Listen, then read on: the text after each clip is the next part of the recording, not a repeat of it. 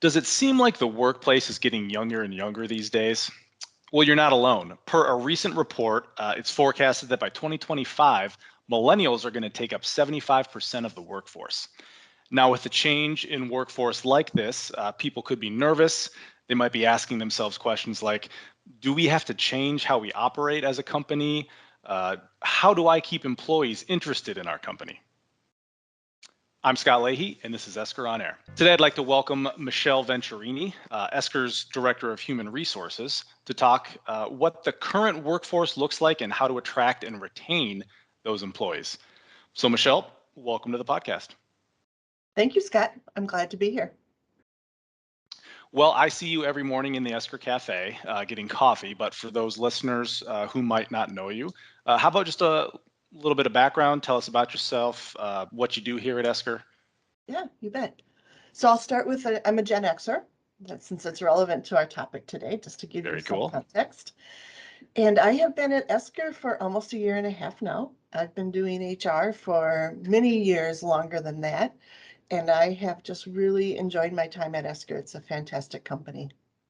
Well, here at Esker, we've been hearing about how difficult it can be to retain current employees, but also how difficult it can be to hire the new ones. Has that changed? Is it a recent development, or is that even accurate? It's very accurate, and it is a significant change. In my 30 years of doing HR, I have never seen a labor market like this. So the struggle is real. The statistics are telling us is that 65% of people plan to stay with their employer in 2022, which is a good statistic, but that means that 35% of people plan to leave their employer. And 74% of businesses report that they're having trouble filling open positions. And I can certainly tell you that even at Esker, we have an easier time than most employers, but we're finding that our positions are staying open longer. And when that happens for an employer, it means that there's higher opportunity costs. And what this labor market is forcing is it's forcing employers to create and maintain workplaces that appeal to a very wide range of likes and preferences across all the generations in the workforce, which can be overwhelming and sometimes it can be pretty expensive. And this is happening to all industries and all professions across the board. I feel like a lot of people still think of millennials, and I know that I'm guilty of this too, being one myself. Think of millennials as college students with their faces buried in their phones. But I myself now have been in the workforce just about 10 years. How is the current workforce broken down when it comes to those different generations? So we've been talking about generations in the workforce since the 90s. That's when this first became a hot topic in HR circles. And at that time, we heard about that Gen X was such a small generation compared to baby boomers, and that at some point in the future, we were going to face a labor shortage. And so it's interesting now to be in that labor shortage that was predicted so many years ago that I don't think people really took seriously. So in 2011 was the point when Gen X took over the baby boomers as the majority workforce. So that became the generation that composed most of the positions. And it only took 5 years, so in 2016, for millennials to take over Gen X. So that's just how small that Gen X population is, that in 5 years, the next generation took it over as the most prominent generation in the workforce. All right, so my generation's on top now. You guys just had 5 years. Yeah, you bet. But we still have all the answers.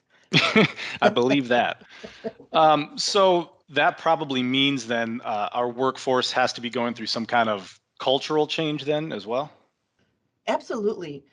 And the generations are set apart because of the events that they experienced during their formative years.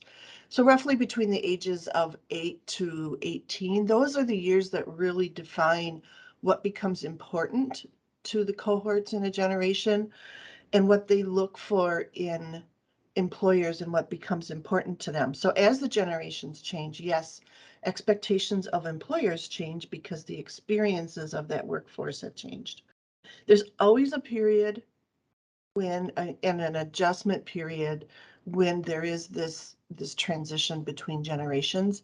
But then what always happens is the new changes brought about by that next generation are embraced and enjoyed by all of the generations. So it becomes for a brief period, there will be some challenge, but then it really becomes a smooth transition and everybody in the workforce benefits. What kind of differences do you think there are between those different workforce cultures? Well, it's really interesting. When you think about baby boomers was a generation that the world changed to accommodate baby boomers. They were the first generation that got graded on participation skills or their ability to get along with others. This was a generation where we built schools and cities to accommodate the size of this generation. So they grew up feeling and being treated like they were the center of the world, because to a certain extent they were, because so much had to change to accommodate them.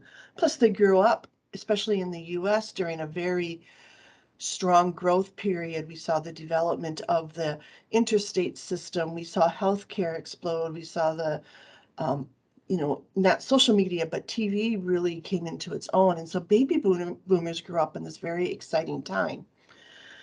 And then Gen X grew up in a more pessimistic time. And today we're facing issues with gas prices and shortages and inflation. And those of us in Gen X, that is nothing new. We grew up in the 70s with lines to get gas at the gas station. And I remember my parents getting a 13% mortgage in the 80s. And so we come into it with, we sort of have this, some would say, a doomsday perspective of, yeah, this is just the way it is. Things aren't always great. We just have to cope with it. And then the millennials come in with, the first generation to be raised 100% on technology, the first generation to be raised in a really global society, because they have friends all over the world, whether they're gaming friends, whether they're people you connect with on Facebook or other social media, people you've gone to school with. So they have a completely different perspective on the world, and they expect and want this sense of inclusivity and global responsibility to be reflected by their employers. Yeah, I think those are some really interesting perspectives for even the stuff going on outside of the office. But returning a little bit back to where we work, take me into the mindset of most employees as they enter the workforce or as they're currently in it. There's really three points that are more important than other factors. One is that they want to have a purpose to their work. They want to work for companies that have a purpose, that contribute to the betterment of society, and they want to understand how their job and their role contributes to that purpose. So they want an organizational purpose, and they want to know their individual purpose. Another thing that's very important is career development. And this doesn't mean that they expect to be promoted just because. They know that they will have to learn and grow and contribute, but they aren't willing to wait 2, 3, 4 years for that recognition.